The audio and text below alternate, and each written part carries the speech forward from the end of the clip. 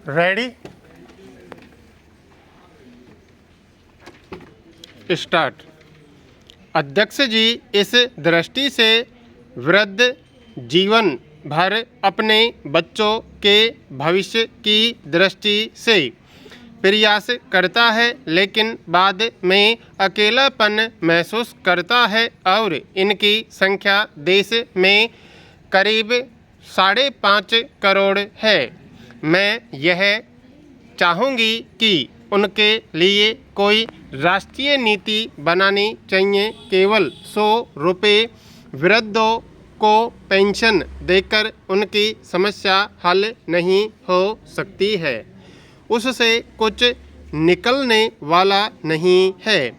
इनका जो अकेलापन है उसको व्यवसाय दे सकें, उनको सामाजिक संस्थाओं में काम दे सकें, उसके लिए कोई राष्ट्रीय नीति होनी चाहिए और समाज कल्याण की योजनाएं विफल हो जाएं तो वे मानसिक रूप से अपने आप को अकेला महसूस नहीं करें और समाज की उन्नति में अपना योगदान दे सकें।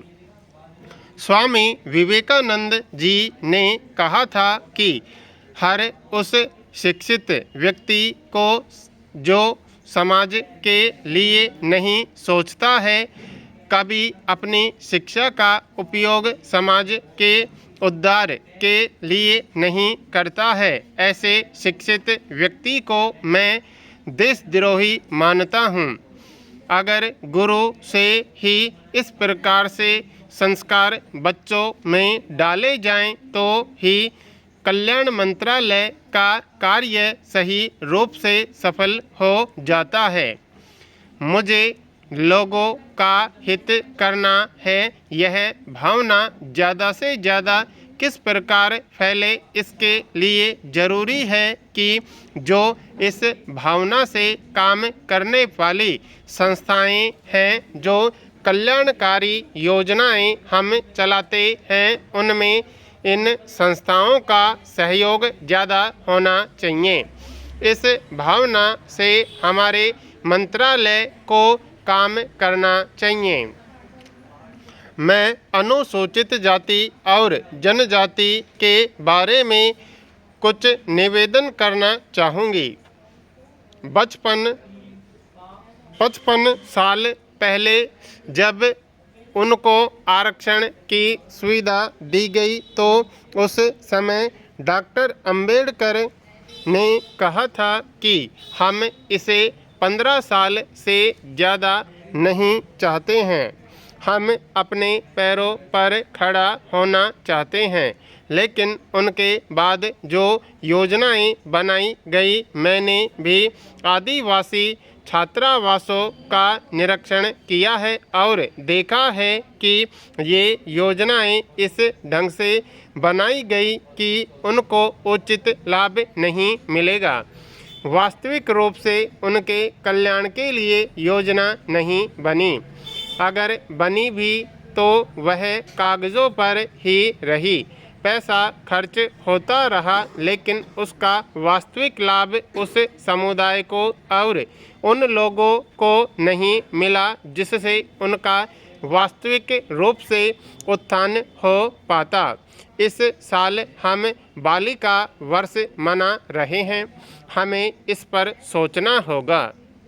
अध्यक्ष जी, मध्य प्रदेश सरकार ने आदिवासी बालिकाओं की स्वास्थ्य की दृष्टि से योजना बनाई है कि जहाँ जहाँ उनके छात्रावास हैं, उनका वहाँ स्वास्थ्य का परीक्षण होगा और वहीं उनका उपचार किया जाएगा।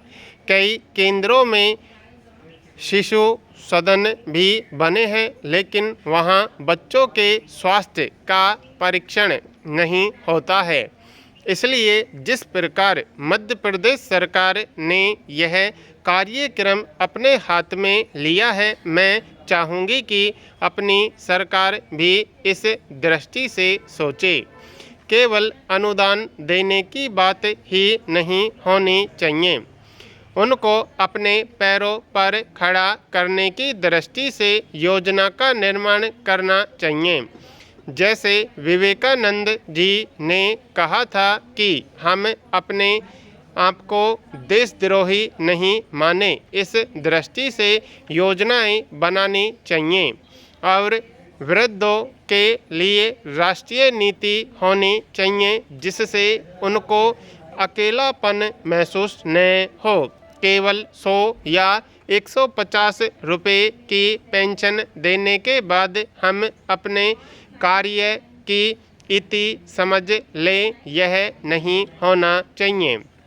अगर हम इन सब बातों को सोचें तो हमारे मंत्रालय का जो उद्देश्य है बहुजन हिताय बहुजन सुखाय वह फलीभूत हो सकेगा।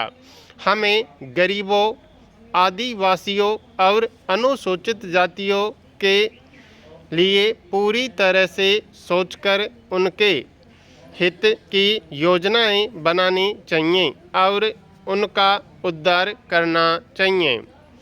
माननीय सभापति महोदय, सर्वप्रथम मैं माननीय मंत्री जी को श्रम मंत्रालय का कार्यभार संभालने के लिए बधाई देना चाहता हूँ।